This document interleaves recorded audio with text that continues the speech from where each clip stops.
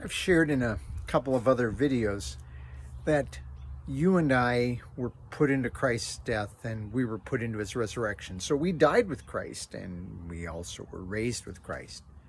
Because those are both true, God sees us as having died to sin. He sees us having shared with what Christ accomplished. And because that's true, he now says of us that we are God's kind of righteousness in Christ. 2 Corinthians chapter 5, verse 21. He, referring to the Father, made him, that is Christ, to become sin in our place, so we might become God's kind of righteousness in him.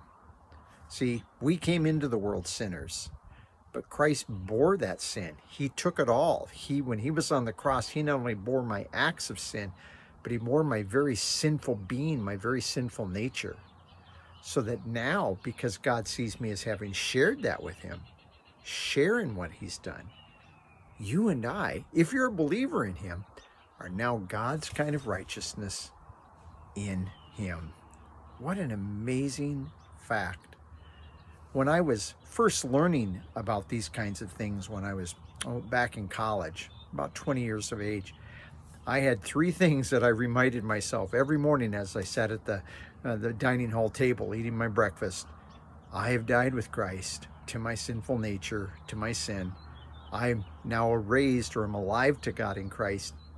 And I am now God's kind of righteousness in Christ Jesus. And I encourage you, if you believed in him, to do the same.